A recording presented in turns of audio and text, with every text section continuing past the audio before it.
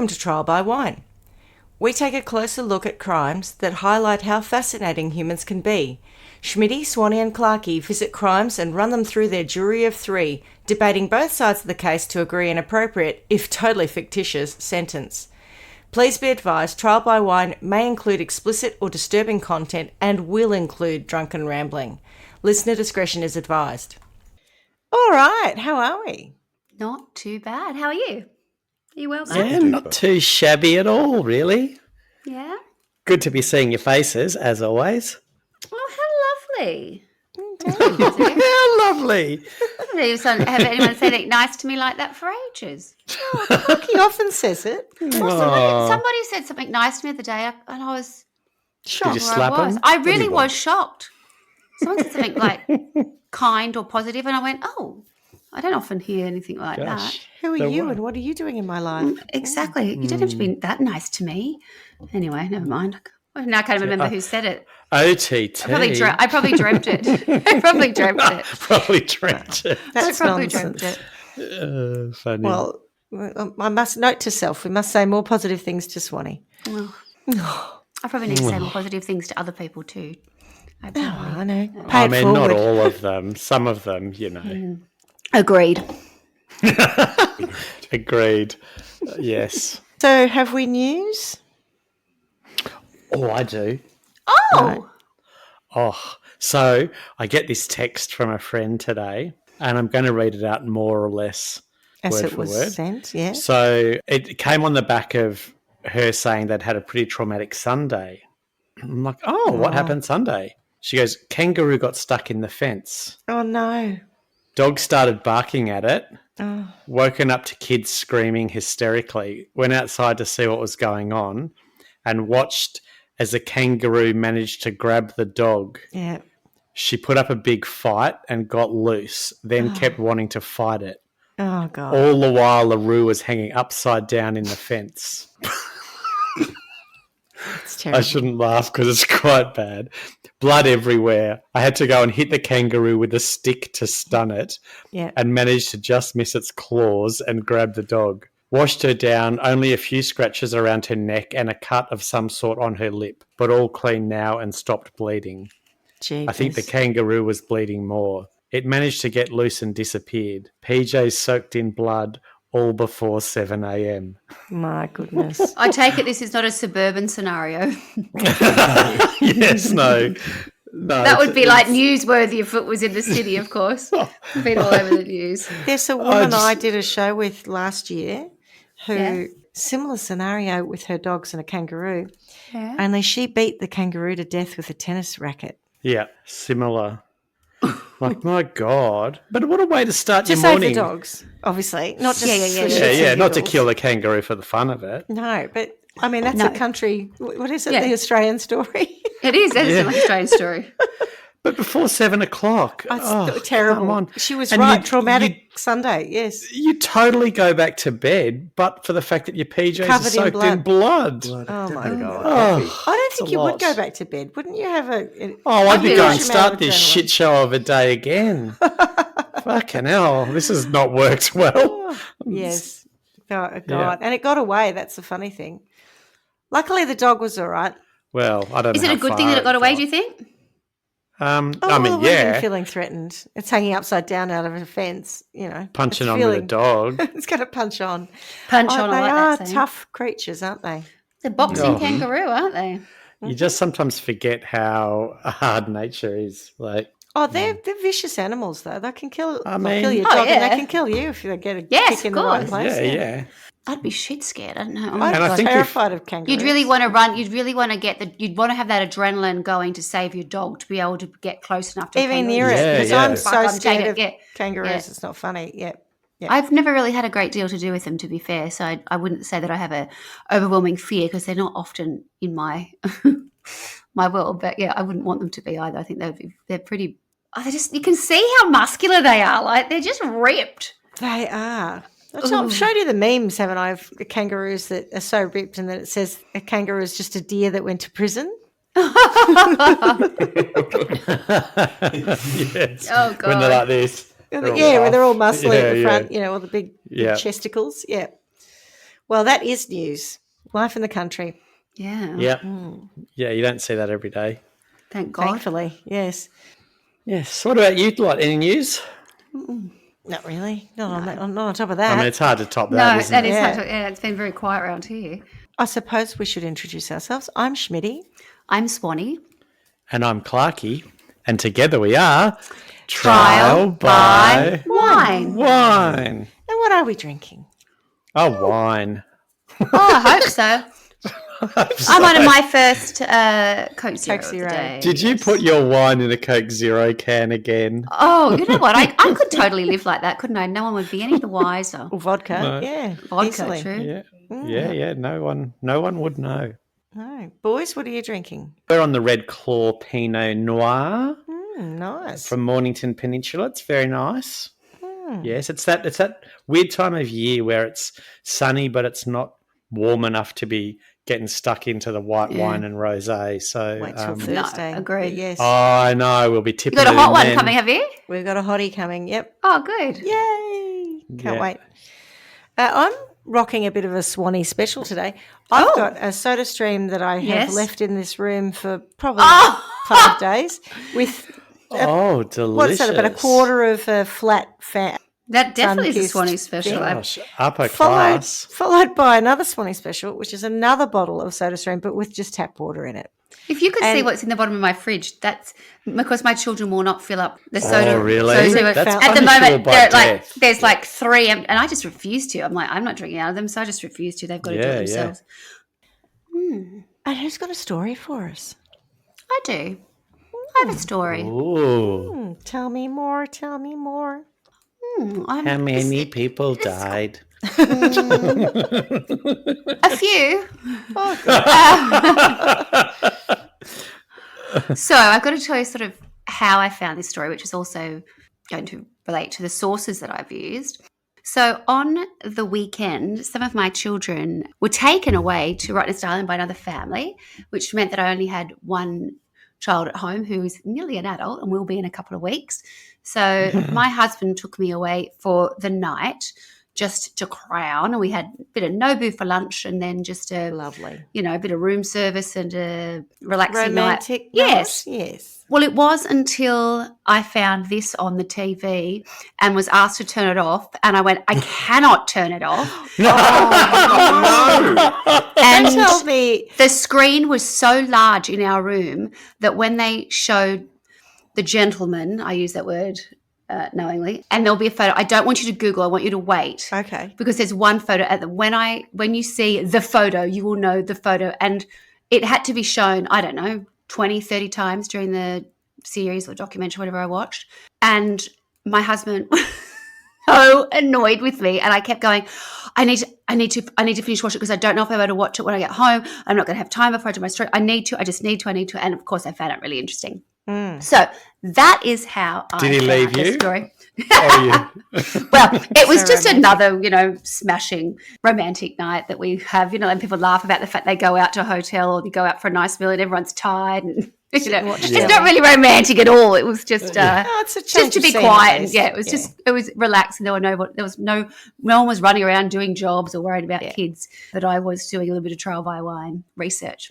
So He gets to understand your process. Oh, I think he might have What an an idea honour. about that. But he was muttering under his breath, going, why do I have to watch this now? Turn it off. It's disgusting. Please. And I'm like, it was pretty vile.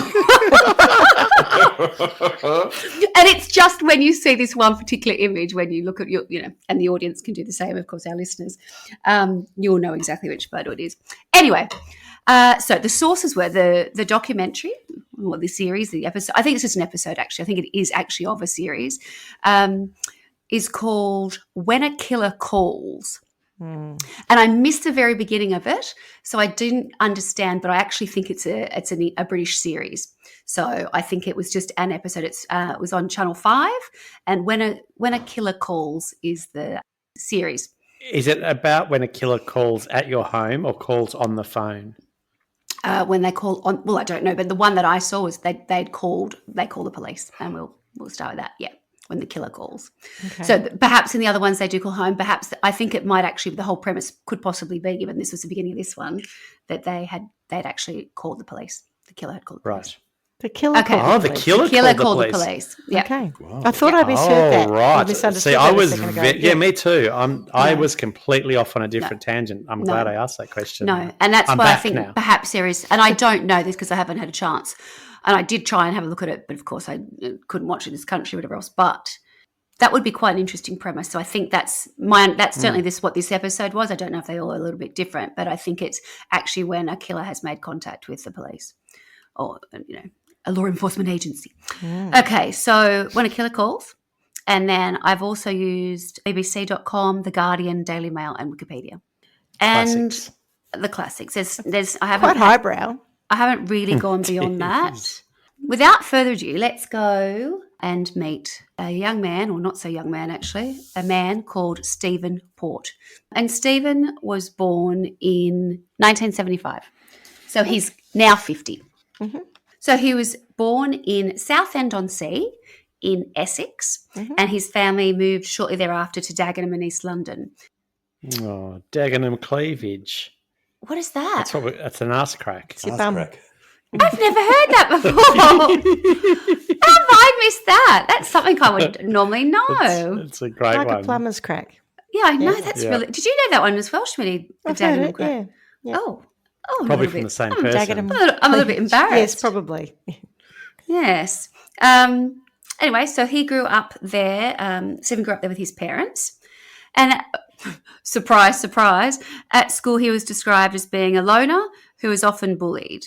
He was described as being sort of quiet by teachers, but also having sort of some peculiar, how do I say it? Peculiarities. Thank That's you. it, that word. That one. My language has been murdered. My shopping My trolley. shopping just trolley gone. Oh, Sorry. It's It had some- perimenopause has done to me. Oh my Yeah. God, it's so hard. Some odd behaviours. Uh-huh. He left school at 16 and initially he went to art college, but his parents were unable to sort of afford to send him there for the duration of his course, so ended up leaving and trained as a chef instead. Stephen would come out as gay in his mid-20s, and he was still living at home at that point. He did move out of home in his early 30s, and he moved into a flat in Barking, which is still Dagenham, actually. I think it's the same borough. And if we do a little maps world, it's East London. And I think it just is. I think it's probably the most deprived, or one of the more deprived boroughs. But having said that, I think there's sort of aspects to it that it's very multicultural, lot of council housing. And I also think, like a lot of areas in London, there's probably young people, well, not that he was that young, I suppose he's young, in his 30s. I can say that now that I'm in my 50s, looking for accommodation. So he just lived in a simple one-bedroom flat I've seen the building, it was sort of like, a somewhat, cheap new build kind of thing. Nothing flash, but having said that, it wasn't like a dire council estate either. It was, he probably thought it was pretty awesome, to be honest, and probably had a pretty nice level of living for a single man.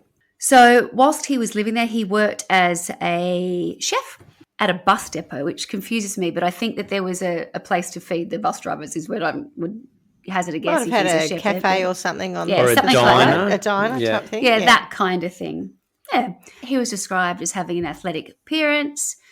And there's one kind of major point to his appearance. He was 6'5". Wow. It's tall. So he was very Wow. tall and very lean, in the sense, athletically lean. He wasn't like a big man. He was a tall, lean man. And he was a bean bald. pole.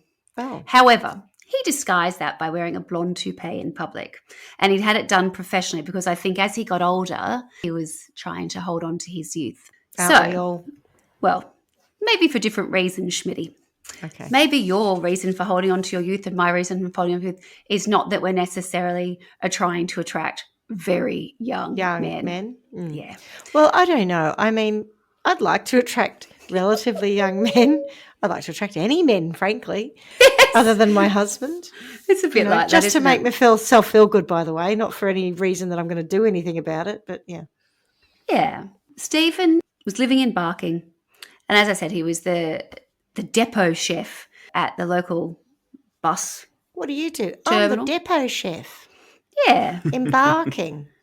He was very tall, had his toupee, and he may or may not have sort of had a bit of an obsession with children's toys, which is, again, not the worst thing in the world, but again, a little bit unusual. Red flag. When you say an obsession with children's toys, do you want to elaborate yet? I can't. Yeah, there's nothing like there were fire engines and different things. It wasn't like, okay, we're not necessarily dollies necessarily. Right. No, not Did necessarily. he sit on the floor and push them around or something, or did he He do just something? liked having Might have them just and collected them? playing and stuff. I think he spent a lot of time on his own. He was very softly spoken and Sounds like fun. didn't socialise a lot. Bit of a homebody. Loved the internet. Yep. Spent a lot of time on his laptop. And I've seen a neighbour of his interviewed, and they had quite a nice relationship, and sometimes he'd go down there and have a drink and they would chat. And the upshot of Stephen's life at this point, which was back in about 2013-14, was the fact that he was all about young men.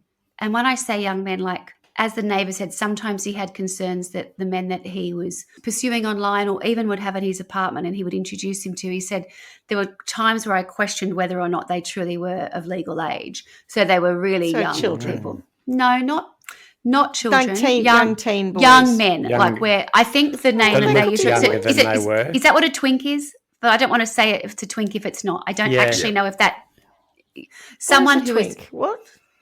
what? Do you What's not a know twink? what a twink? Is it what? It's like a younger looking. Like a tween? No.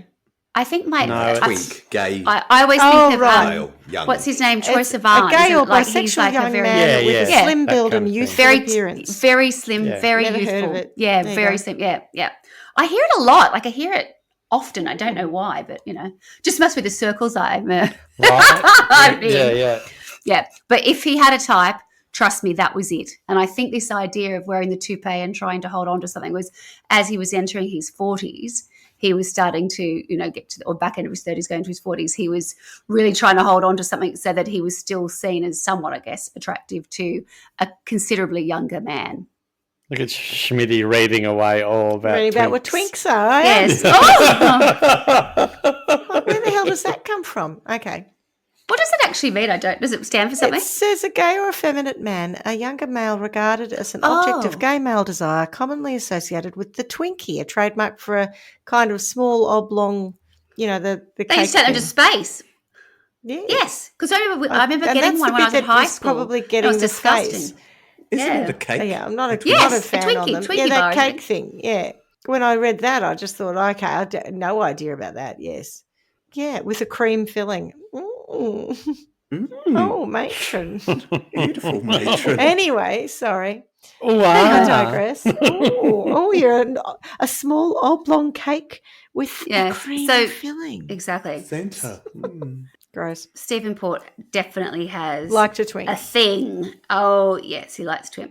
And the neighbour did describe it was a bit of a revolving door of boys coming and going at his flat. Some that he would, proudly text his neighbour and say, come down and see this one or whatever else, and come down and say, I'm going to marry this one. And he said, then no sooner would he meet him, he'd be gone, there'd be another one in and out. People were coming and going constantly. They were going though, yes. But he was described as having We saw them leave. Yeah. Okay. A voracious Voracious appetite for for meeting twinks. very young men. And as time went on, I think that the neighbour was starting to become concerned that some of them may have been a bit vulnerable as well. They didn't always seem to have, for a number of reasons, whether that be some of them were staying with him or not, or they, do you know what I mean? It just got the vibe that There was were a bit of a vulnerable. creepiness going on. Yeah. And he said, look, at one point I was starting to consider whether or not there might have been a pedophile tendency there. But anyway, it was just because they were so young. just because, that's a good reason. Yes, that he. When you say so young, like illegal, or just looked so young? he They wasn't look- sure. Certainly, can't tell. there were ones that were legal, but then there Yeah. were some that were a question mark. So he said it wasn't. He's not like always carding them that- at the door, right? But he's not bringing in 12-year-olds. No. They all If they're not, could be. if they're not 18 or above, they'd be around that age. We're not Yeah, yeah. talking about 14 or nothing like that. Yes. We're talking No. Or about small children. young men where there's a question mark when they're so, as it says, sort of a little bit more feminine looking, on the slight side, often fair and not hairy and all Just that. boyish. Boyish. Good, well said, Schmitty. The neighbour said he'd also started to become a little bit concerned about Mr. Port's drug use. And just that coincided with the fact that sounding great so far. What was it? Is drug-fueled gay events? Or yes, well, I was. I think we could be heading down that. Drug-fueled homosexual events. Yes. Right. That's right, yeah. From Adelaide to Sounds like or a gateway. Barking. Yes. So that sort of coincided with in late 2013, Stephen Port started to use GHB. And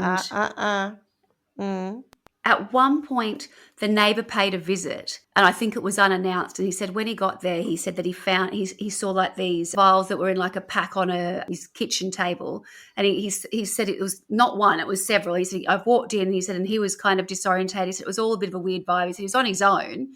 He said, but I thought, why is there so much of that there? Why have you got so much? And he said, are you having too much? Or are you okay? Or I'm sure the neighbours didn't say any of this stuff, but, when he's now being interviewed after the fact, that's what he's saying. He was very concerned. Are you okay? Are you sure that's, that's for personal use? You could imagine. But that's kind of where Stephen Port was at. He was sort of living this life where I read somewhere that he was an escort himself. I only read that once, and I can't, support it other than the fact that it said that he was. Around this time or earlier in his... Well, it might have been leading up to this time. So around this time. So we're now going sort of from late 2013 into 2014. So I haven't got any information to suggest that he was an escort at this point, but there is a suggestion that he had been earlier, but I mean, I don't know. And it doesn't come into the story again. Yeah, I mean, it's not really that relevant. Is that you coming in with that relevance, Your Honour?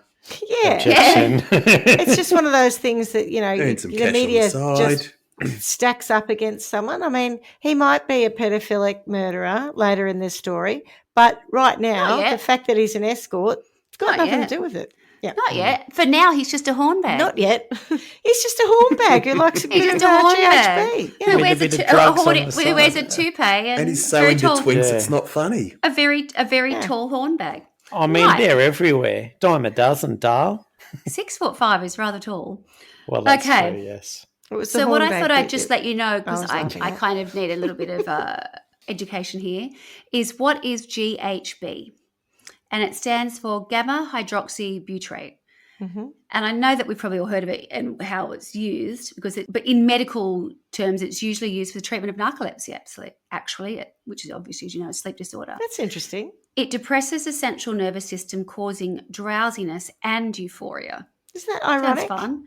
And it can reduce inhibitions. That sounds like fun. I would just have it just for the sake of it. I don't want to do anything else. Well, that's why it's a party drug. I'd be sleep. Fuck, I'd be done. Fuck off. But if it's to treat narcolepsy, don't ruin it. Don't ruin it. I'm going to bed. I'm good. It treats narcolepsy by making you sleep. With a smile on my face. Mm. Yeah. Why would you need to do anything more? I don't know if that speaks to my age, but could you think of nothing better than feeling drowsy and euphoric at the same time? A good night's sleep, it sounds Absolutely. I don't see why you'd need to muddy the waters there at all. It sounds like a Everything lovely else little like hard breakfast drink. I'm just going to sleep all day in a happy with your Bloody Mary. That'll be next time trial by one. What are you having, Carla? You're going to have like a trial by one? It's like, oh no, I thought I've got my little, I've got myself some little vial of Can we wind it up a bit? I need to get my GHB in and go to bed. It's been a long day. Oh. It's nearly 6 o'clock. It does say, which I guess is where there is a little bit of a downside. There is only a small difference between the dose causing the desired effects and the dose leading to severe overdose and death. So there is a complication there. Isn't that the drug that the girl on the P&O died of? Remember the story you did, Clarky, it's a date about rape the drug. lady who I do. Went back Deborah, to a cabin Debbie, and died? The gang from Adelaide. Those disgusting ferals, yeah. And I think GHB was the drug. Cruise Crimes, that was. One of volume 1 to 5 or whatever it was, yeah. Yeah, one of those. I'm sure it was GHB, not GBH, that killed her, yeah. So probably best, Swanny, to steer clear of that. Yeah. Just saying. I would think so. A little brandy at night probably has a similar effect. Yeah, because at least it does Drowsy say, if and not euphoric. sufficiently diluted, it can also burn the part of the body by which it is administered. Ugh. I think that they Sounds were like a just hoot. drinking it. Is that right? I have no idea. It's not something I take. Again, I couldn't Would quite you put even it tell- in your drink, maybe? I think so. If you're trying to date rape someone, isn't that the way yes. they do it? They and I put it in think your that's drink, the way it, because, yeah, I think that was the way it had been done here. administered, right? Yeah, administered, that's the word you're after. Okay, so now we know what GHB does. What is he looking at online? Well, I have Porn. I have a little bit of a list. Porn. Yeah. Beavis and Specifically, Butthead. he has a little bit of a penchant for date rape. Yeah, to quote Porn. Avenue That's his Q, thing. the internet is for porn. The internet is for porn. Grab your dick and double click. Porn. I've seen that musical, but It's fantastic. Yeah. I can't remember if I saw it in London or New York. And I know who I saw it with, and I wouldn't. It's so weird that I've forgotten that I've even seen it until you just said that. Right. Well, it's a great And that's the bit musical, you and remember. That's a funny scene. Yeah, that's weird. No, I don't remember any of it actually, but I know that I've seen it. It's rude puppets. It's all yeah. puppets, isn't it? Yeah.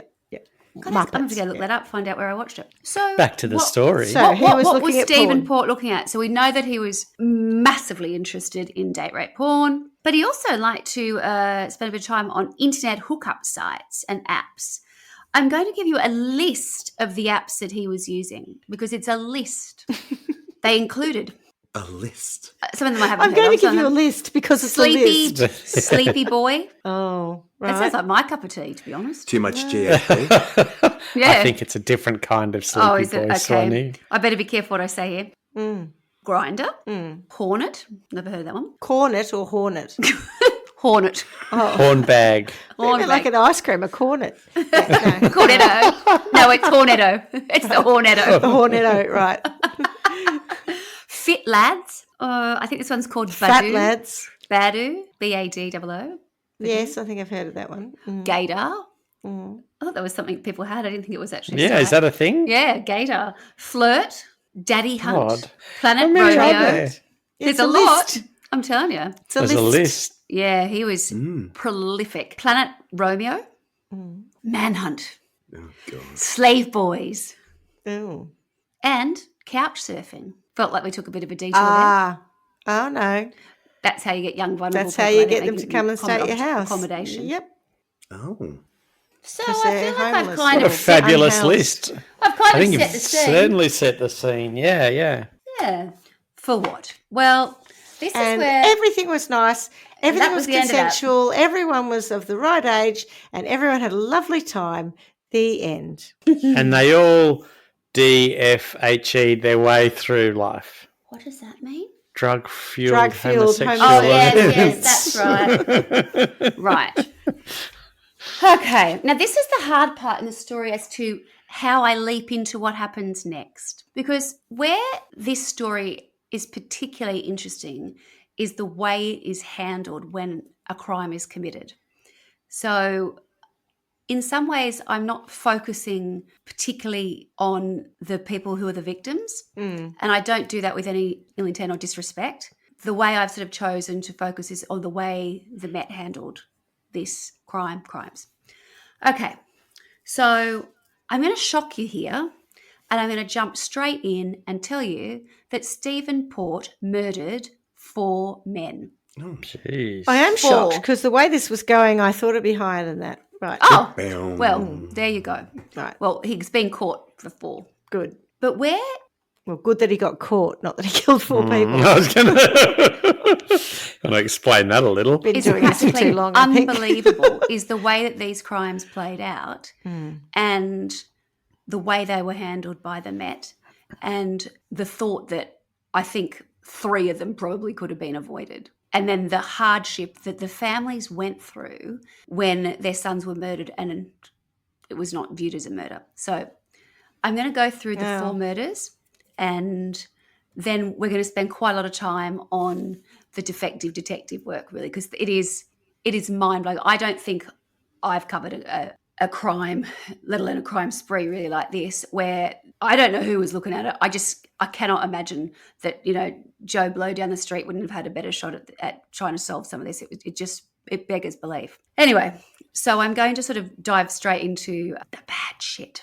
Okay, Stephen Port murdered 4 young men during a 16-month period between 2014 and 2015. And he would do that by luring them back to his 1-bedroom flat in Barking before fatally plying them with GBH, the date rape drug. And then what he would do is he would dump their bodies nearby. Now, why this is so remarkable is, remember at the very beginning I said that I had seen this in a documentary which was called, When a Killer Calls. Yeah. This is where this whole sort of thing started, where Stephen Port himself calls 999 to report finding a young man unconscious outside his flat. So this is done on June 19 in 2014. So leading up to that, we know that Is this the first one? This is the first one. And it's the first one where he calls the police. And where it gets a little bit muddied is he calls the police and says, hi, I've just found somebody. Okay, he's unconscious. I think he's unconscious. I think there's something wrong with him, kind of thing. And doesn't say that he knows him or whatever else. And then when they ask for details of who the caller is, Stephen Port says, something about I've got to go and get my car, which I think is supposed to suggest that he's outside, that he's not in his apartment, and when he's calling or whatever else, and he hangs up. So the police arrive, and sure enough, they find a gentleman there, a young man called Anthony Walgate. And Anthony Walgate actually was an escort, and he had been lured to Stephen Port's apartment and had been drugged. And the understanding is that he actually died, I think, in the apartment, but it wasn't until the next day or early next morning, I think, that Stephen Port actually kind of went and propped his body up on like a brick wall outside, called the police, and the police have come. Mr. Walgate was very fashion conscious, and yet he was found with his underpants on back to front and inside out. But the police didn't think that was particularly unusual and not, necessarily suspect or sinister. It was just like, I think he might have had a little vial with him. So they were like, it's just another young person who's overdosed on GBH. And then GHB, sorry, this is when I'll start. That's all right, because I keep calling it GBH. He's overdosed on, what does GBH stand Grievous for? bodily harm. Grievous bodily harm. Yeah. I mean, you could definitely die from that too. So, Yeah. So he's pretending to be a client of Anthony Walgate. Anthony Walgate goes to the flat. He's drugged, he's raped. After taking the fatal dose, Port leaves his body outside, makes an anonymous call for the ambulance, and he's pronounced dead, when they arrive. Evidence linking Port to Walgate's death was missed at this time. I would have thought if he'd raped him, there'd be physical evidence. They didn't check. All right. Well, did they not check because they were also being homophobic? Yeah. Yeah. Okay. Well, when I say they were being homophobic, at this point, I think it's a little bit of, it came up sort of time and time again, which is it's just another young gay person using drugs and gone too far. Yeah. But I've also heard that they didn't realise that they were gay. And I don't know how naive anyone in that situation would be if you found that drug with a young man, and wouldn't have maybe crossed your mind? Well, I don't know, because it is used as a party drug as well. Yes, that's true. So it's possible that you would say just someone who's overdosed accidentally on this particular drug. If it had been a female in different circumstances, you might have thought that they had been drugged by someone. Do you know what I mean? Like there is that kind of unconscious bias, I think, around males versus females in the same scenario. Yeah. But I think we've seen this before. Like, even we didn't really get into it with the South Australian cases that I covered recently, but there was an undercurrent of just homophobic nonchalance in the police. I think maybe that's a good word for it. That sort of, it's like we've got other more impressive. It's just this is just happened. Doesn't matter that much. Yeah, I sadly think that is exactly what happened. They did interview Port sort of later, and he ends up getting a little bit of trouble because they find out that he has changed his story, and that he ends up admitting that, look, actually, Walgate was dead. I found him dead in my house. He'd overdosed, and I kind of didn't know what to do. So I put him outside. Do you think he was worried about them working out that he'd been in his place?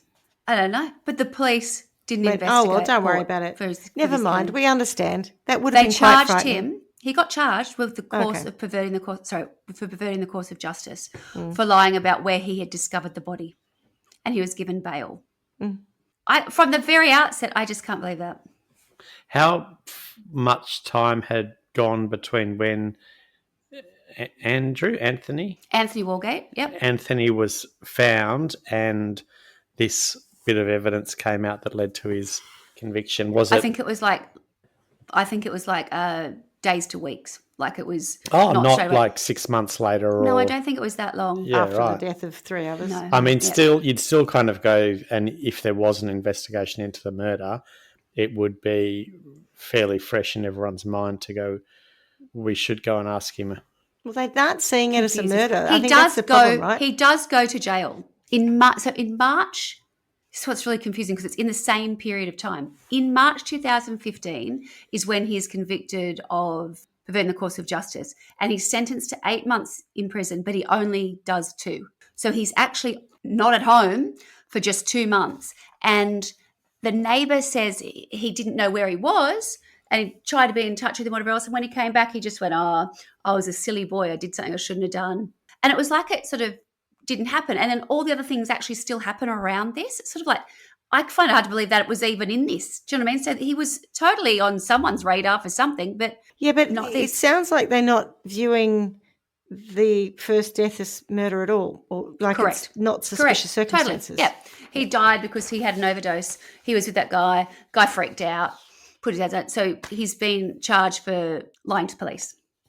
I think you're right. It sounds like, and I could completely understand why they would not have any reason to expect it as being a murder until they find that somebody moved the body. Then I'd be going, there's weird. More to this. Moved them outside and had called and didn't leave his details. Yeah. Just to rule it out, right, if nothing else. I think that's where you'd start to go, hang on a minute, we need to be wary of what's going on here and look at as much as we can. And that's why I asked about how much time had elapsed, because potentially there's still fresh evidence they could get if they went shit. And this is what they said. This was the biggest failure to start with was, that they opted to charge him. Didn't investigate. As opposed to investigating him as a potential killer. It's quite clearly a massive, massive failure by the police. A bloke being found dead on the street, probably not that unusual and not necessarily, like a red flag for murder, but the moving of the body for me is... And the lying. If he had died in his house and he called the police and said, he took this drug in my house and he died. Yeah. And, or called an ambulance even after he died and said he took this drug and he's just got into cardiac or whatever, if he'd called the ambulance, that would have been a better way to avoid suspicion, if you know what I mean. Yeah, absolutely.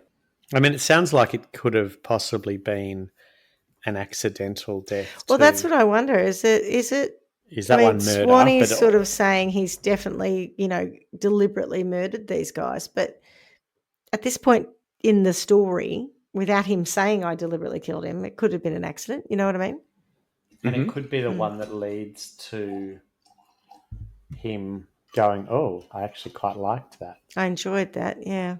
Yeah, I should do it again sometime. Gross. Yeah, very. Because it's an unusual, the murdering of someone with... what is it, GHB, doesn't sound like enough on its own. It sounds like there needs to be more to it than that. What do you mean? Well, some form of rape / I think he raped this guy too. She said that, but didn't get into any particular detail on it. I mean, at this point, we wouldn't even know, right? Because the police didn't investigate it. They haven't looked at the body and said there's sign of forced penetration or anything, Yeah. And I think it would be hard to determine whether there was forced penetration or not. I think it's probably the one that you go, you get a free pass for the first one, but if there's more of these happening, You'd be Then paying you go attention, back and wouldn't look you? at Just that one and go, hang on a Mm. minute. Yeah. Yeah. Hi, sorry about that. It's all right. That was the Japanese tutor arriving and Arthur obsessing over Arthur Yuki. loves her. Yeah, yep. Oh, okay, so we got that sorted. Right. Where was I? Okay, hang on. Well, we were discussing about that you could kind of understand to some degree the first one. Like Clarkey used the words, you get a free pass on the first one because they haven't looked for forced penetration, any sign of rape or anything else because they aren't viewing it as suspicious at all. Yeah.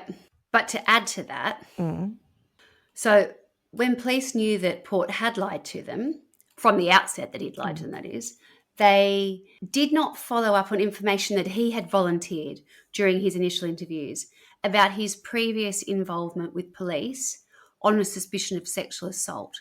So there had been a sexual assault claim, I think it was like New Year's Eve 2013, so again, not that long ago. Not that and long that was ago, that yeah. was just totally, it was like a footnote. No one followed that up. And he Yeah, raised it with them. He'd mentioned that, like, oh, well, I don't know, he must have. Yeah, but they didn't do anything with that. I've been good since that accusation. The transferring of the body, I'm still stuck on that. Like it, and particularly if there's additional information, like what on earth? Well, unless he said, I moved the body because I do have a prior incident with you guys and that's why I panicked. Yeah. 100% you'd be going, we better look into this. Then You sound pretty dodge, mate. Yeah. Yeah. Oh, no. Oh, that's the reason. Oh, that's I fine see. then. Oh, fair enough. So we no shouldn't. worries. Yeah, there'd be no connection between those two things now that you've said it like that. Exactly. Fuck. Why didn't you say that earlier? Yeah. Crazy. So two of Anthony Woolgate's friends were convinced his death was suspicious and they aired their concerns. But they said that they believe that the police had simply assumed that because he was a gay sex worker, he'd just OD'd. Like it was just too cliched. Yeah. Obviously, subsequently at some point, you are going to confirm that it was intentional. Yeah. Okay. We now move to the second victim, and his name is Gabriel Kovari. And Gabriel actually lived with him. So he was like a young Slovenian student, and the next door neighbor had definitely met him. And he says that, he was basically, I guess he probably found him on couchsurfing.com or something like that. He was sleeping on his couch for a pretty paltry amount each month. I don't know that it lasted that long. I think he was only there a couple of weeks max. But in that time, again, he was, young and attractive and a very sweet young man by all accounts. And the neighbor had said that he had met him and he walked up to the neighbor. And again, all the stuff that the neighbor says, you can only, I don't know, that it's all very convenient. Mangle? No, but it's all kind of very convenient because it's all like, with hindsight, put them in a good light because they've managed to ignore everything, right, and be involved in it. And now they don't do anything wrong. But the neighbor was a similarly aged gay man as well. So they, would do things in each other's apartments, whatever else. But he said that Gabriel walked up to him and said, Stephen is not who you think he is. And he was like, I kind of didn't know what to do with that. And How then very dare you. And it wasn't long after that Gabriel, he'd said to Gabriel, oh, you can come and stay with me kind of thing. Yeah. Hang on. Who said Stephen wasn't who they thought he was? Gabriel Kovari, who is the Slovenian student who is staying with him. It's not who you think he is. Okay, well, come and sleep on my couch then, darling. Yeah, he was an aspiring English teacher. I think he's my neighbour. Well, he's not. Gabriel isn't heard from, and the reason is his body is found in a graveyard at the Church of St. Margaret in Barking, which is incredibly close to... In a graveyard. In a graveyard. Propped not up in a against grave, right? No, not in a grave, no. Just left there. He's discovered by a dog walker one morning. Always. Mm-hmm. Absolutely. You don't want to be a dog walker. Don't walk dogs early in the morning. Not in the UK. Yeah. Nope. And I've had a look online, at the church, and I was looking at where a couple of different things are in Barking. So they talk about the Barking Town Hall. They are literally 2 minutes drive away, even quicker if you're on foot kind of thing. Everything is in this little area. And this church graveyard, it actually looks beautiful. It's so picturesque for such a, crap area. Kind of modern, dirty area. Yeah. Anyway, so there's this body propped up. Modern, dirty. Yeah. Bit mucky. Bit on the grub side. And so his body's found. And that was the 28th of August, 2014. So just to get our head months around. after So Anthony. June was June? Anthony. 3 months. August is Gabriel. So when they find him, again, nothing is sort of nothing really Nothing to happens. see here. Yep. Yeah, it's kind of like, another bit of a misadventure by a young, I don't even know, they could go some bloke. This guy's probably foreign as well, so it probably makes it even of less interest. I don't know. And there was nothing connecting him to the scene. No, the scene was not declared as suspicious. So his body was not subjected to a forensic post-mortem examination. His clothing was not seized, and they wouldn't have known he was living with Stephen unless someone... samples taken from his body. Did they know who he was? Did he have any ID on him? I don't know.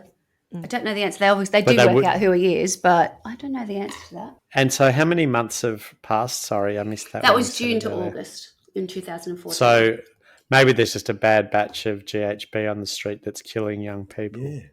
We've got a serial batch of GHB. But I mean, if they had had any idea that Stephen Port was in the loop on that, they would have found out that he'd also been living there. That would have been kind of handy, wouldn't it? That is his flatmate. Yeah, well, where had he been living? Where had he been staying? And I read somewhere about somehow they must have got in contact with his family, and then he had a boyfriend in Spain. The boyfriend was trying to find out different things. But what started to happen was Stephen Port was using different sort of online aliases to start to spread rumours and to get information to be sort of, away from confusing. him. Confusing. That's really a really good word, because apparently the LGBT, I think I only need to say the first four letters, but I don't. Yeah, in this situation, I think it just said LGBT unit within the police department. I think something there was on their radar, because people started talking a little bit, I think, and there was Pink News, which I guess is a publication or online publication, I'm not sure. They were starting, there was some sort of chat. Now, I don't know if that was after number 2, but it certainly starts to happen probably around number 3 or whatever else. And people start talking and things are happening online. So there is some chat. The community but it picks just up doesn't on it. seem to be the In right the chat at police. the police, and certainly not with the right people, or they're not doing the right kind of stuff. So it's not totally without some information. So that's victim number 2, Gabriel Kovari. Right, the next victim is a young British guy, and I've seen his stepmother interviewed, and that was actually very interesting. So his name was Daniel Whitworth. Daniel lived in Kent, and he had a long-term partner or boyfriend. I'm not sure if they lived together, but they had been together for, some time, very, everyone in the family knew, just a really, I don't know, normal relationship. Do you know what I mean? I don't know. It was, everybody knew they were gay. I don't know. I sound like I'm being ridiculous. No big deal. No deal. It was just no part deal. of, yeah, absolutely. So he was just, out for meeting someone else? Or I guess so. I guess so. And very sadly, Daniel's body was found on September 20, 2014 by the same dog walker. Oh, what are the chances? Yeah. In the graveyard. Come on. I mean, Margaret that's even Church. suspicious. Now I'm starting to think the dog walker's got something to do with it, yeah. This may have been the part during the evening in with the my same husband church. when I started going, oh my God, and he was going, turn it off. And I'm like, oh, no. We're not turning it off now, not when the dog walker So in the same church, in the same Correct. graveyard, he's found another body. Is he starting to think that they're rising out of graves? They're just being ejected from the ground?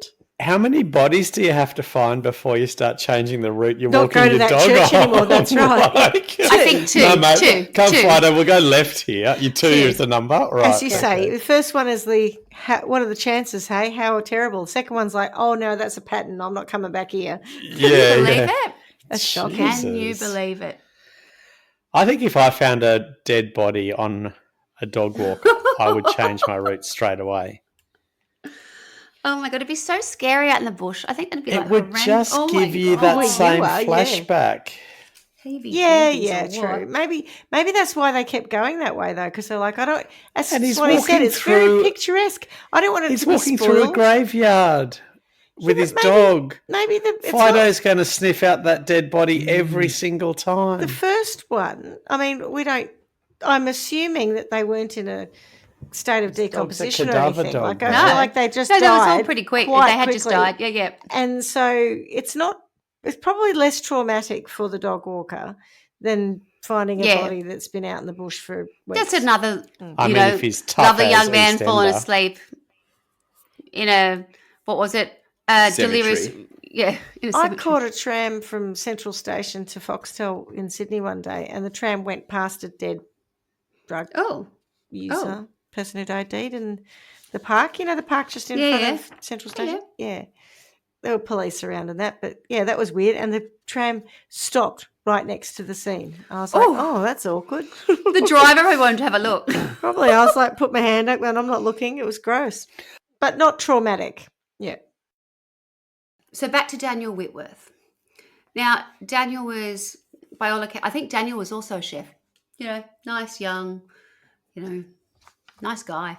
And he is found in the graveyard, but there's a difference.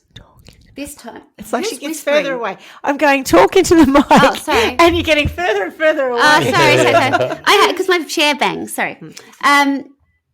Should I repeat all of that? Daniel Whitworth. Tell us about him. Okay. So Daniel... Oh, God. Daniel Whitworth. Daniel Whitworth. Oh, no, I got the giggles. Shit. Daniel Whitworth, as I said, was like just, a nice young guy. And when he's found in the graveyard in St Margaret's, he actually has a suicide note with him. Oh, come off it. Yeah. This is a rookie error. In his handwriting? Well, that's a very good question, Clarkie. No, the cops wouldn't check that. But where it gets very complicated, and it's kind of hard to share this clearly, is the suicide note, which says, he can't go on, has like a footnote in it that says, and the guy that I was with last night, it's got nothing to do with him.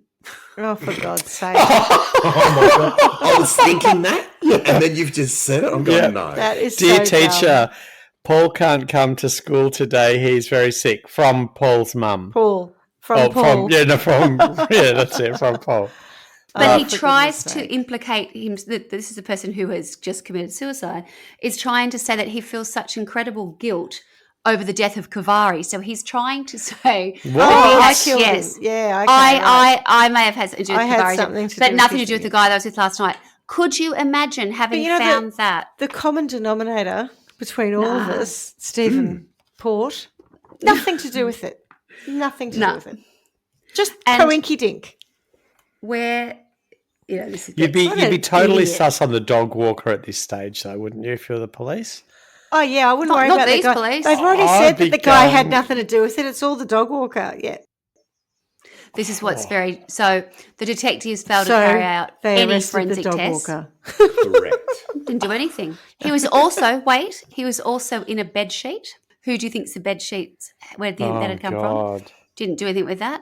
They didn't test the It's bed because sheet. he had a suicide note, which explained Correct. what had happened. That's exactly right. They Yeah. didn't test his clothes. They didn't do any sex swabs from his body, and the bottle, the drugs. PHP, yeah. Didn't check that either. All of which would have carried Stephen Port's DNA or fingerprints, but nothing was checked. And with the suicide note, what they did was they took a sample of it and sent it to his father and stepmother and said, is this his writing? But they didn't include any of the content of none of what had actually happened in the letter. I don't even know if that's normal, is it? Wouldn't you be allowed to have the whole letter? I don't know.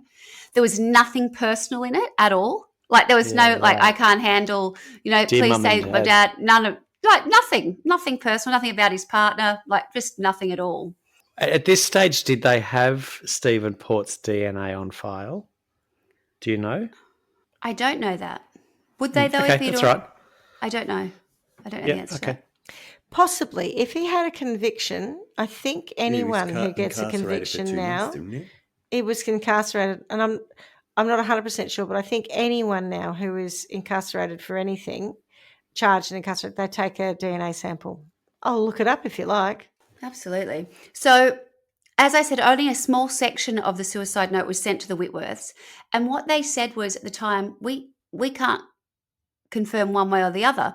But what was recorded as saying, no, it's definitely his, or yes, they said it was. You know what I mean? Or they didn't, or it wasn't recorded, or it was just kind of like. Is there any more to this letter so I can have a look at it? Yeah, nothing. They didn't even show Mr. Whitworth's long-term boyfriend, Ricky Walmsley, for another year. And he said that he felt totally cut out of the investigation entirely. And he said that he raised concerns about how it was so impersonal. The nature of the letter, as I said, didn't have any mention of any family members. So, and he couldn't be sure that it was his partner's handwriting either. Oh. And the fact that the note contained this veiled reference to Stephen Port, asking police not to blame the guy I was with last night in case the investigation eventually linked the victim with the serial killer. Could you imagine it? Oh, no, God. It's a genius. Back to your question on it, It looks like the police do, as a matter of course, take a DNA sample for anyone who's arrested in the UK. So, and did back then, do you reckon? Or does it say? Yes, I would say at the point in time that he was arrested. Sounds like before 2014. No, it was 2014 when he got arrested for. Yeah, no, what I mean is yes. would have probably before 2012 that they started doing this by the sounds of that. 2003 in point of fact. So in the UK, police can take DNA as a matter of course from individuals arrested for a recordable offence, of which he had because he did time for it, following a law change in 2003. So yes, he definitely would have had his DNA on record, and if they tested any of the victims, they would probably pick that up. And that's why I wondered about if they had on record, because then, of course, they would have found a connection very quickly. I'm sure there would have been saliva or semen or something left. Yeah. Worth checking. Ah, yeah. It's a lot of extra paperwork. It was a busy day at the office, yeah. Oh, can't be fucked. Donuts with Dale. Is it lunchtime yet? I don't think that I just don't think they looked into anything. There's no evidence that Mr. Cavari and Mr. Whitworth, had ever met or contacted each other. So there was no... There's no connection. Communication trail. No trail there. Police didn't obtain full phone data so that because they could have actually seen whether or not Mr. Whitworth was in Barking on the night of Mr. Cavari's death.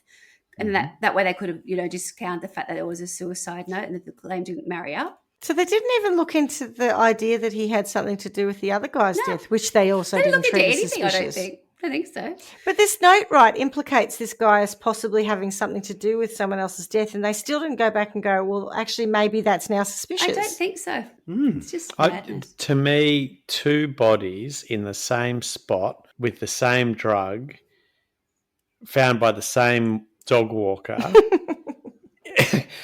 that would be like ding, ding, ding, ding, ding, ding, ding, ding, ding. Something is going on here that is not... Even the dog walker thought that. Coincident. And the way she described it, and the wording that she used, I think is quite interesting because she said her name was Barbara Denham. And she said, I told the police, I was the same woman that found the other bodies a few weeks ago. I found the other young boy. Do you know what I mean? It's not saying I stumbled across the other homeless tramp who would, Or it happens every other week. This is my seventh this month. Yeah, I'm the one who saw them. I've seen them both. Yeah. We have a serial killer on our hands. I mean, if I found two people on my dog walk a few weeks apart dead, I would be going. What have I done? Am I I'd be ringing Reggie and going, I'm worried they're going to think it's me. I'm worried if I'm having lapses. Am I the person who's murdering people while Jekyll I'm asleep? and Hyde. When you've done those crimes. What was that one? Yeah. We've done two, haven't we, like that, where they've been asleep? Yeah, the guy went and killed his in-laws. Yeah. Okay, so that's the third death. So now we've had Anthony Walgate, number 1, Gabriel Cavari, 2, and Daniel Whitworth, 3. And that takes us... So in that a very was all short in period of 2014. time too, So that was, as I said, June, August, and September. And now we've actually got a little bit of a wait. Now it's not until September of 2015. After he's done his time. Mm-hmm. It's a little bit of a break. Yeah. It's only 2 months though, wasn't it? Yeah. So as I said, he was... but he would have been out of court. He was out by August, so he's been out for a month. He was busy. He had a bit of heat on him, yep. So that's a really good point, right? So he didn't get convicted until when? Do we know? June 2015. Oh, so that's when he got convicted March 2015, and he's sentenced. He goes in from June. He's released From March to June. My mistake. So he goes in March. Yeah, he was supposed to he's get 8 probably months. convicted. He's out by June. Yeah. February, March. Yeah. Which means by the stage that they're investigating him for his role in the first one, there's 2 more similar ones, and they haven't gone ding, ding, ding, ding, ding, ding. That's right. God, there's the weight of evidence that builds as a result of the common themes. You'd have to be asking questions, surely. Was there a large turnover in police in the borough at the time? No, I don't think so. I don't get that he's moved the first body and then they've charged him with perverting the course of justice over that, and 2 more have turned up in the same spot as each other, different around spot the corner to the from first his house, one, basically. and they haven't gone, we better go and knock on his door and just see if he knows anything about what it. deaths have we had in the last few months associated to GHB? There's a pattern here. You know, there's 3 of them now with young men, twinkish looking. Yeah, there's something. There's a theme. Yeah. God. I mean, if 2 is the number that you change your dog walking route, what's the number that you start to see a pattern as a policeman? 17. Far out. Like, what? It's crazy. Okay. Sometimes I think Swanny's just like waiting for us to exhaust ourselves with a comment. 100%. Or she's trying to work out where she's going to go next. Both. Anyway, right. Both. Because this is a little bit complicated, the last one. So, not that they all like their own way. So, the 4th victim is another young man, and his name is Jack Taylor. And Jack Taylor's body is found on By September a dog walker in St Margaret's Church. No, it is not found by the dog walker. It is found in the park adjacent to St Margaret's. Oh, he's back again. So it's same place. Completely different, CCTV? unrelated. Yeah, just a different No, it's wall. unrelated. They don't have CCTV cameras at that church, I take it. They probably do, and no one ever bothered to check. Blind spot. What Was is it a jogger that found this one? There's a statistic that you can't go more than like 4 metres or something in the UK without being filmed on CCTV. How is it 3 bodies in the same place? Yep. No one's noticed the man carrying them there? Yep. They're not the same place. One was completely unrelated. It was in the park across the road. Right. Adjacent. Right. Yeah. Sorry, adjacent, yes. So the final death was not linked to the previous 3 until a chance discovery. Yep. That was despite similarities. All 4 victims were young, gay men with no links to the area who were found dumped in public within a short distance of each other. Mr. Taylor's family shared with police their concerns that the death might be linked to others in the area, as did the coroner. So what had happened was the sisters Everyone else of Jack Taylor. Excuse me, there's a theme here, and the police are like, no. Yeah. You know those things that you see on Facebook where it says like B, church, light bulb or whatever, and you've got to try to work out what the pattern is? Logic test, I think the police department should be tested with that. Like, far out. How can you not see that pattern? Including the coroner is seeing it though. Also. So the coroner when they had looked into the deaths of Daniel Whitworth, because they hadn't hadn't checked the sheet, like all these things. They were like, you haven't even looked at anything. I can't categorically say. She was sort of like, I don't know. So the poor families, when they'd gone through the process, were sort of like, we don't know. Sorry, that's kind of, don't know. Computer says no. But these sisters of Jack Taylor were not having it. For starters, they were like, our brother, because again, this one was like they'd put a syringe in his pocket and some coke and like there were needle marks. And they're like, he's a forklift driver, but all he wants to do is be a policeman. That's his thing. He wants to be a policeman. He doesn't do drugs. But also, you don't shoot up coke, do you? I don't think so. I'm not saying that they did that. I think that might have been just put a bit of stuff on him kind of Paraphernalia, thing. Paraphernalia, yeah. Taylor's sisters reported the police simply telling them the family, Jack's dead, and accepting the syringe in his pocket, white powder in his wallet, and needle marks on his arms as indicating that he sat down by himself and overdosed on drugs, although her brother was very anti-drugs. She and another sister contacted Barking and Dagenham police 11 days after his death for an update on the investigation and were astonished to discover none was taking place. No investigation. They then researched for themselves and came across the 3 previous cases. Oh, but the police responded by denying there was any connection. Eventually, 2 weeks after his death, the police agreed to take the 2 sisters to where Taylor's body had been found and at Barking Station. So that's where he'd got off the train to go and meet with Stephen Court. and they were looking for CCTV footage of Jack Taylor and another man. The sisters were surprised not to have been notified and more surprised to be told the police were not attempting to identify the other man. They found they had footage. And he's 6'5" and a beanpole. Surely it'd stand out. Well, they weren't even trying to find out who the man was. One described the attitude of the police as shocking. In response to their questioning the credibility of the police account of what the footage showed, a sergeant later contacted them to say, upon review, the footage did not show Taylor entering the churchyard alone.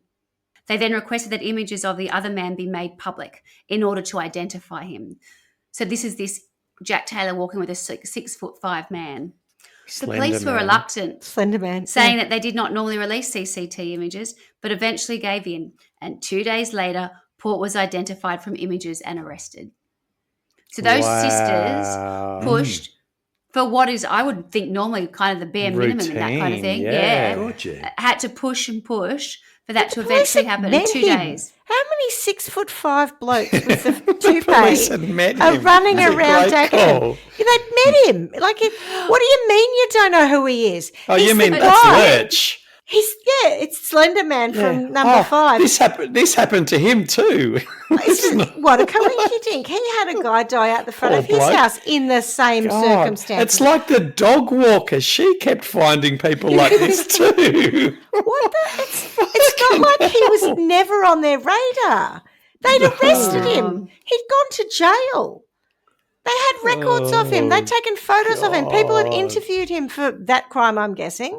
Anyone know this bloke? Is he got some kind of a thing about him that just people's brains forget that he existed after they meet him or something? It was only when a detective working on the Walgate investigation, so that's the first guy, chanced upon the printout of the CCTV still of Mr. Taylor. This is what I meant about the turnover and the police. They're not all working on the night. Different people working on the cases, That he was the detective to finally make a link between Port and Anthony Wilcott. So he's the guy who met Port though, right? The first one, the first one. And so this is what I meant before when I was saying, did they have a high turnover or something? Well, I suppose no one was even working on these as cases, so... Imagine what happens there. And there's another officer that is the guy who links him with Kavari and Whitworth. What do you think happens in the lunchroom that day at work when they're all going, oh, fuck, I wonder if that guy that I just didn't do anything about or had anything to do with it. No, probably not. I think it's more like, that's interesting. I had a similar case. Maybe I'll look into it now.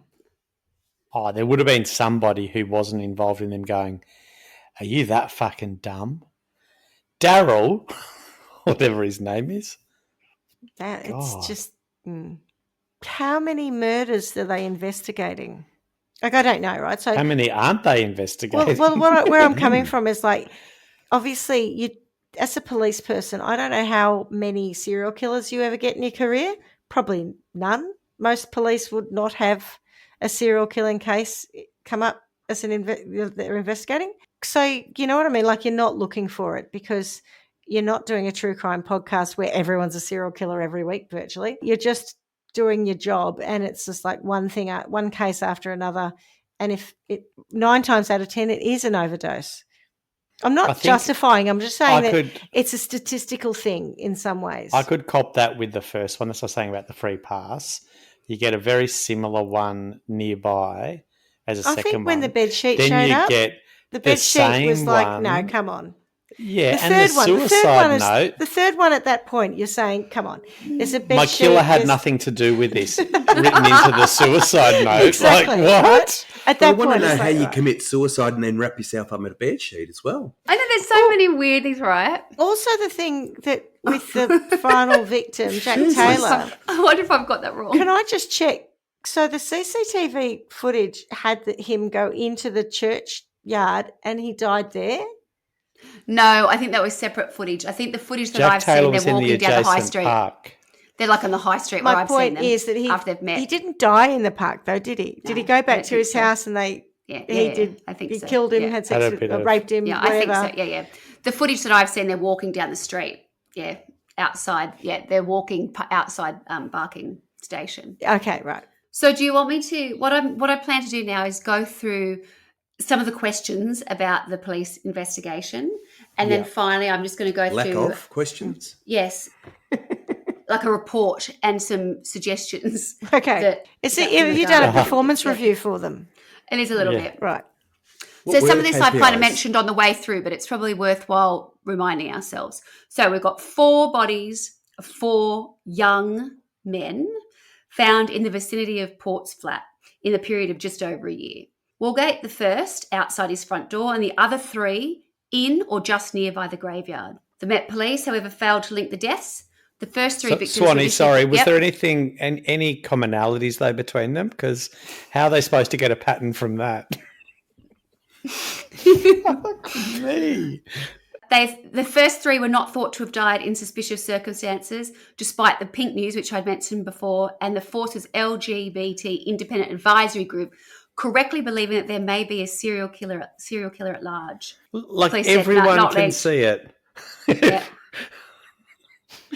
I mentioned this before, that one of the crucial witnesses was Stephen Port's neighbour, who said that he had witnessed Port in a dazed state with a large container full of white powder and bottles of clear liquid when he'd made an unexpected visit, and he'd also received suspicious texts regarding Kavari, who had been the guy, Daniel, who'd slept on the couch. Yeah, this is Nell Mangle, isn't it? Yeah. Next door. I'm assuming Nell Mangle knew that Kavari died. There were so many people like in the background who knew these young men who were trying to get answers.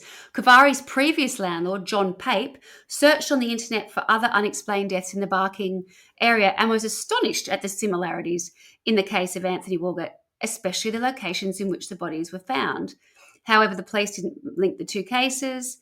Upon learning of Whitworth's death, this is the ex-landlord, he called the detective at Barking Police and demanded to know whether they thought that the three cases were linked or could be murder, as he was concerned for his own personal safety. He was assured they were not linked and they were not being investigated as being suspicious. No, you're right, mate. You're fine. He also offered to be interviewed since he felt he might have relevant information, but no one contacted him. Even after he had organisations such as Pink News contact the police on his behalf. The woman who found Kavari's body and found Whitworth's body, I had her name before, Mrs. Denham, Barbara Denham, in 2 weeks later in the same location, said that she thought that Barking and Dagenham police had no idea what they were doing if they couldn't connect the 2 cases. Whitworth's stepmother, Daniel Whitworth's stepmother, says that... Let alone the 3. She didn't know about the first one, did she? No. When the police informed her of Daniel's death, and they led her to believe he had overdosed on drugs, despite no investigation having taken place, and discounted bruising under his arms, which a coroner later stated meant that third-party involvement could not be ruled out. They took the supposed suicide note left with the body at face value, sending a small fragment to her and Whitworth's father, asking them to verify whether it was his handwriting. Although they said they were unsure, it was established at trial that Barking and Dagenham police had recorded this as confirmation. It was Whitworth's handwriting. Fucking hell, come on. And the police had not even submitted it for expert analysis. Oh, that costs money. When the couple was shown later, the complete document, so much later, Whitworth's father immediately commented he saw nothing to indicate it had been written by his son. The couple had also asked whether the police had investigated. Fragment. Was it like the word "and"? A couple of lines. That was it. Like just a word. A full stop. It's very hard to see from a couple of full sentences. stop. Can't tell from that. That's what I was saying earlier. Like, is there any more to this that maybe we could have a look at? Imagine being told this. The couple also asked whether the police had investigated who was meant by the guy I was with last night in the letter, and their response was that it would never be possible to find all the answers. I mean, it's not like we've got CCD footage that could help us. It's not like we could investigate it. It's not like we could find his DNA and see whether or not we have it on record. I mean, it's not like there could have possibly been somebody who brought the body over in a bed sheet to prop it up in the church. It's not like that bed sheet couldn't have other matter on it. No. So following his conviction, which we'll get to, the Independent Police Complaints Commission opened an investigation into whether 17 police officers should face disciplinary action as of November 2017. 17 of them. Yeah. Stephen Port went to the Old Bailey in 2015. He was charged by this stage with 4 counts of murder and 4 of administering poison. They also added 6 more counts of administering a poison, 7 charges of rape, and 4 of sexual assault. And that was because when it became public knowledge, it was in the public domain, other people did come forward. Oh. I was trying to do the math on that, but Yeah. Of course. On November 23, 2016, Port was convicted of the murders, assaults by penetration, and rapes of Anthony Walgate, 23, Gabriel Pavari, 22, Daniel Whitworth, 21, and Jack Taylor, 25, as well as the rapes of 3 other men he drugged and 10 counts of administering a substance with intent and 4 sexual assaults. He was found guilty on all accounts. In total, 11 men were known victims of Port's crimes. Commenting on the case, Deputy Chief Crown Prosecutor Malcolm McAfee said, over a period of 3 years, the defendant committed a series of murders and serious sexual offences against young men. Stephen Port manipulated and controlled these men through the chilling and calculated use of the drug GHB, which he administered without their permission. Swanny, do you know in the period from September to September if there were more events that didn't lead to death, or were they all prior to the murders, the other ones that he was convicted of? I don't know when they fall. I don't know. Okay, yep. They must have fallen before. They would have to be before because he was then arrested, I guess, after Jack Taylor a couple of weeks later. So, yeah. Did he admit to anything? Yes, I think he finally admitted, but not to start with. Like, there's a whole piece where you can see him being, interviewed and he doesn't know anything or whatever else. But I think that I don't know the answer to that actually, categorically, because a lot of stuff is because sometimes I've read closing statements of prosecution the Crown, and they say you did this, you did that, but unless the person says I did this, I did that, we don't really know. And that's why I asked earlier about, was it intentional? I get it was intentional to give all these young men drugs so that he could rape them, probably, or have sex with them, whether they consented or not. I do wonder whether or not we know for sure he intended to kill them. I think a lot of it probably came down to what they found on his laptop and all the footage and stuff that he had filmed and what he'd been watching. And I think that perhaps in that instance there was stuff where it had been filmed where it had... He filmed the proceedings? I think so, yeah. Ugh. Quite often. There was a lot of stuff. And I think but there was stuff, but they didn't check the very first time. They had there was stuff on the computer they didn't even get to. They had a little bit of like cursory look at it. Oh, that's fine. But I think that's where it becomes more evident because if someone's having an OD on a drug in front of you and you don't call the ambulance, that's where you murdered them. Even if you didn't actually intend to murder them in the first place. Yeah. I think also after you've done it once, like that same pattern to me would be going, if I do the same thing with somebody else, I'm going to have the same result. I should reasonably expect that I'd get the same result, No, I get it. But he could have been, to your question about when the other sexual assaults fell in the timeline, he could have been picking up boys every other day.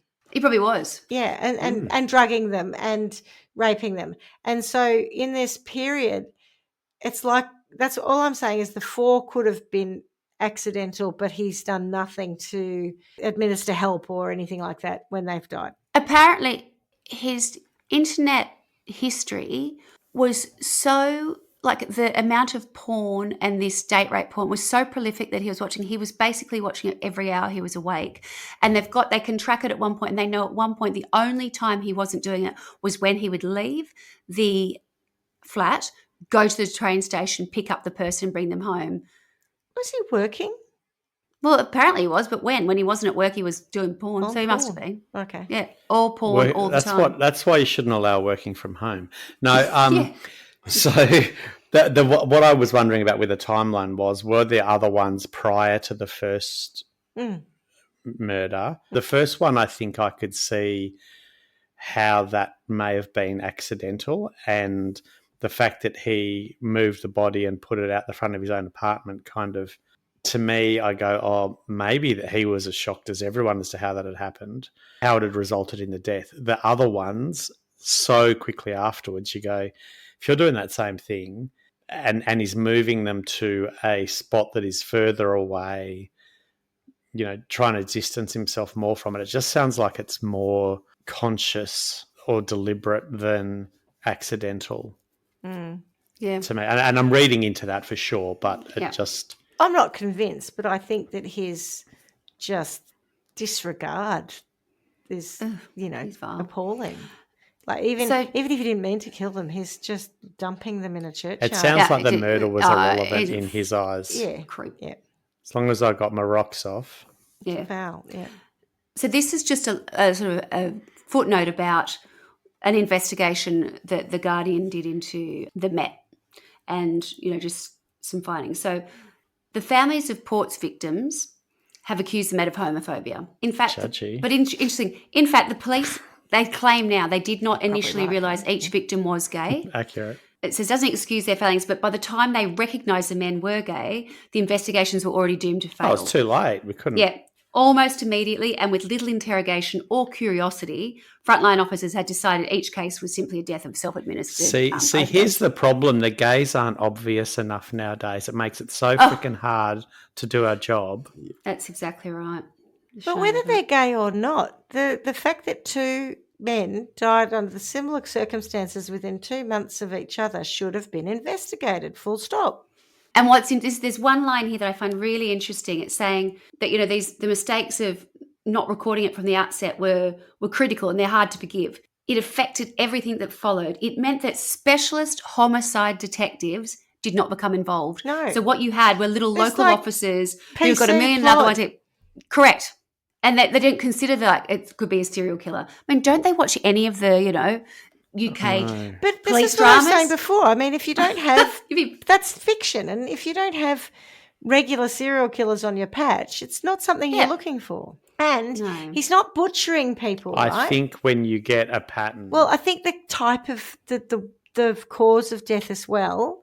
It's not blunt force trauma. It's not a violent attack. 2 people in the same graveyard. I agree, right? Well, that's the they're third not popping one, right? off. That's 3 then. You're absolutely right. But what I'm saying, those 2, you would be going, I cannot overlook this. Even the dog walker couldn't overlook it. Come on. Dog walker saw the pattern. Yeah. Yeah, exactly. Barbara. With all of her specialist training. That's right. So this report says it describes a police force that has struggled to overcome deep-rooted problems with competence and in professionalism. We regularly hear that the Met is inexperienced and that its resources are stretched, which we accept, but it doesn't absolve the Met of its responsibility to meet basic requirements.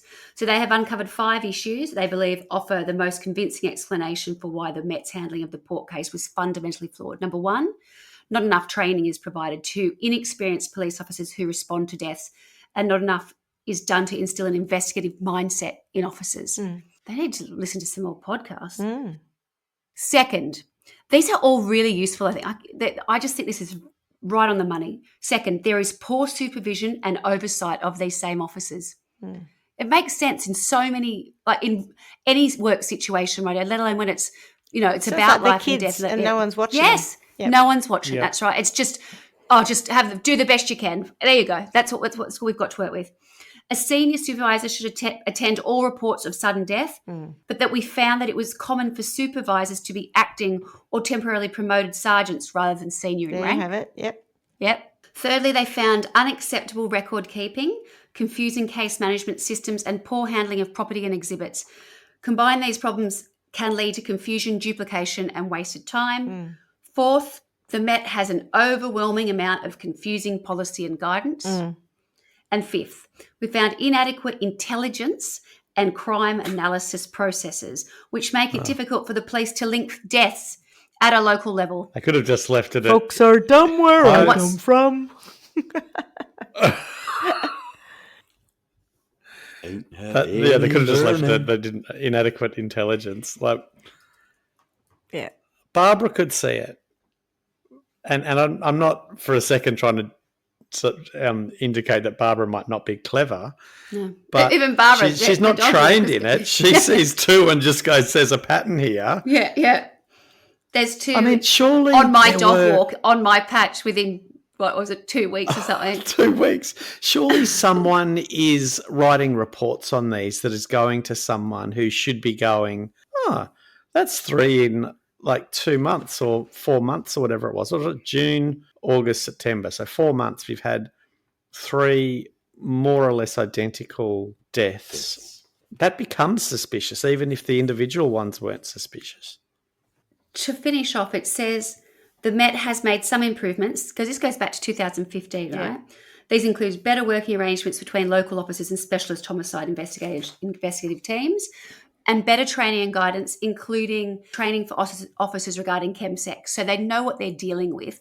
So it's not always just going to be like, oh, well, death by misadventure, you silly guys, or you've overdosed or whatever else. So they've welcomed those changes. But the gentleman who did this report is Matt Parr, and he is the Inspector of Constabulary and Fire and Rescue Services. And he's still very critical. He says confidence in the Met matters. It's the UK's largest police force by far, and for many, the face of British policing. And it desperately needs to recruit quality people from all of London's communities and retain the good ones currently serving. You can't just be churning out the people with the experience. You need a combination of all parts of the community with exposure to lots of different, lives and lifestyles, and young, old. It has to represent the community at large. It can't just be, well, let's get rid of them. They're too expensive or too old or whatever else, and get young people in who don't have the experience. I get the systematic failures, and I don't know. Maybe it's easy with the benefit of hindsight, but what do you have to do to have 3 deaths like that in 4 months and not see a pattern? How does that happen? Well, the only other thing that we haven't got a statistic on is how many bodies show up in St Margaret's Church on the reg. In what year was it? Let's have a look. I'm just, because there's a drama that was based on it, and the gentleman who plays Stephen Port is Stephen Merchant, because he's probably the only person tall enough. Tall enough. Isn't he like 5'7" though? I mean 6'7". In 2022, the BBC aired the drama thriller 4 Lives, based on the investigation led by the families of Port's murder victims. So it's interesting. So Stephen Port is played by Stephen Merchant, but the main characters in it are Sheridan Smith and Jamie Winston. I suspect they probably play Taylor's sisters, because I think these people are the ones who played such a big role in trying to work out what on earth had happened to their brothers, sons, partners. It is really a very creepy situation where you're looking at someone who just is churning through people for sex, and I don't know, at the rate that he was doing it, I just got a sort of insatiable appetite for sex and drugs and young boys. Well, sex with young men. Ooh, sentencing? So he's got life, yeah? Oh, sorry, I didn't even get to that, did I? Well, we'll give him life he for did. sure. He's got Several, maybe. sentenced to life imprisonment with a whole life order, and he's currently held in Belmarsh. Interesting. So I don't know how many men have got whole life orders, but it's not that usual to give them. Yeah. And I think that's fair, because his disregard for human life is evident. Yeah. He's too dangerous. The way that life is, so much of it is online, he's just such a liability, right, to have out there. Oh, yeah. Behaving behind him. How do you Pretending to be reform someone that? else. No, Yeah. it's just, I mean, how would you monitor that? I don't see how you could. Yeah. Right, so that, friends, is the story of Stephen Port. He may be known as the Grinder Killer. I did see that somewhere, but I didn't. That's not how it came to me. I just saw it mentioned somewhere. So perhaps he's known in the UK as that. Well, maybe that's my sentence for him then. Might pop him in a grinder. Oh, there you go. Yeah, I think that's quite fitting. Grind him, and then I might use his ground remains to fertilise the roses at St Margaret's Church, Dagenham.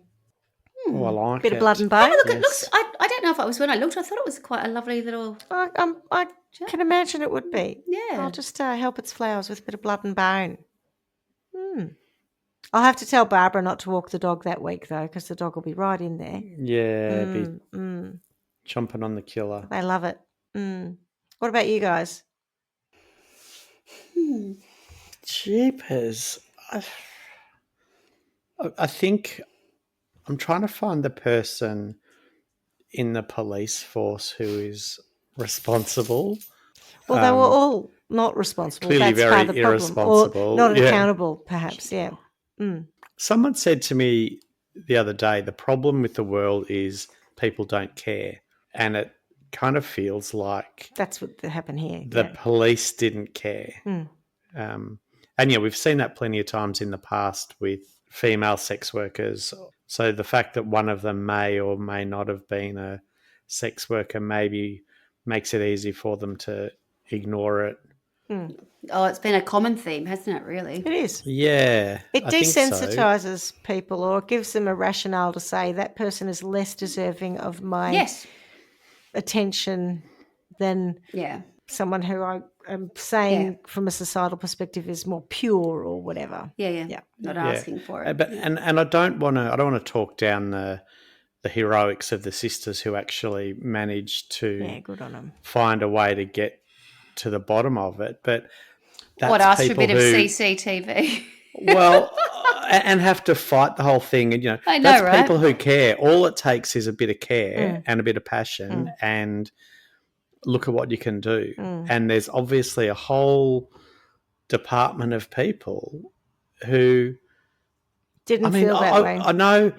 Yeah, and I know we spoke about sort of the fact that they're not podcasters or whatever, but I would think that most of them go into those jobs You'd have an interest, wanting to wouldn't you? solve crime. Yeah.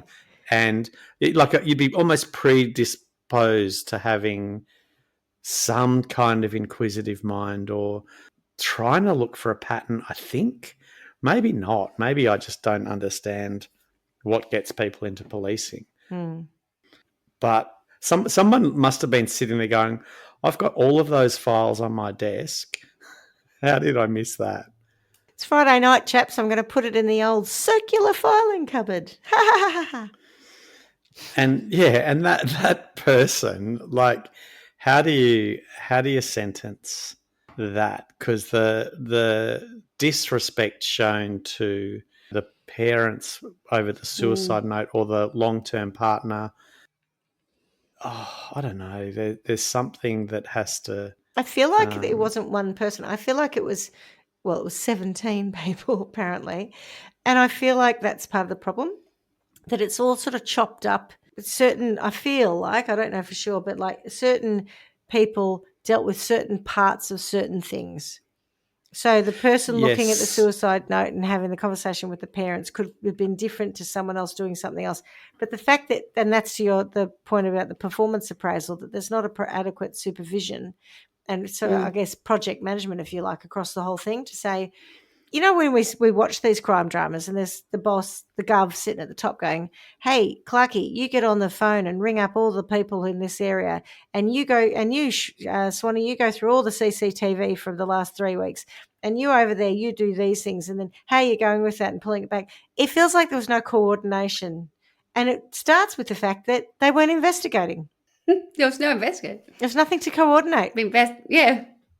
I'm assuming each of the people who turned up to the dead bodies had to do a report. There's probably a report done for each of them. And those reports would go to someone. It was one pager that said, dead body, St. Margaret's Church, suicide. Sure, but when I talk about the one person, there is a person who would be responsible for reading those reports for the purpose of connecting. 100%. But to Swanny's point, often that person was in an acting role or was some cover. So the system's fucked, though. The point is that you haven't got people doing a consistent role, so they're not paying attention. The dog walker could see a pattern. I know, but the dog walker wasn't working in Dagenham Police Station at the time. And had sounds how like many other nobody crimes, right? There's lots of other things going on at the same time. I know I sound like I'm defending them. I'm not really. They're dead bodies. They're not stubbed toes. And that is the crux of the thing here. They're someone's son. They're someone's brother. And they're not being treated with the respect to ensure that at the most micro level you've done some form of investigation to truly rule out foul play. It's not for pickcorrect incidents that they're dead people. They're dead bodies. Yes. They're people. Well, I did Google how many dead bodies are found in St Margaret's Church, Dagenham, yearly. Apparently, it's not on public record, unfortunately. Oddly, But I'm I'd say that's because it's zero. If there's a pattern, or not a pattern, if there's a large number, then you say that's why we're desensitised. But I wonder how many people die in Dagenham policing area every month. Just keep talking. It would be interesting to know because, are there 10 murders per investigating officer per month, and it's a lot to go into any detail. Caseload. So then, the grinding is a good solution. The neighbour annoys me a little bit. Ugh.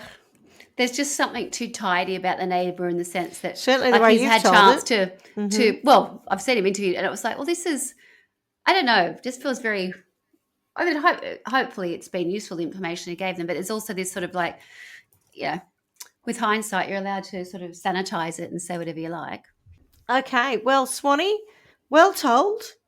Thank you. Never heard of the grinder the grinder killer, but happy to put him in a big grinder of his own and he can just go away.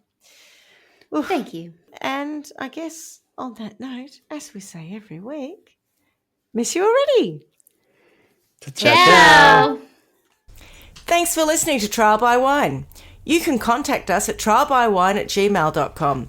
Please rate, review and subscribe to Trial by Wine on Apple Podcasts or wherever you get your podcasts. If you'd like to support us, you can become a patron at www.patreon.com, Trial by Wine, or visit our website www.trialbywine.com to donate to us. Your support will help us cover many more cases and apply wacky sentences. We really appreciate you listening and hope you tell everyone about us. Our cover art is by John Christo and music is by Beauchamp from pixabay.com.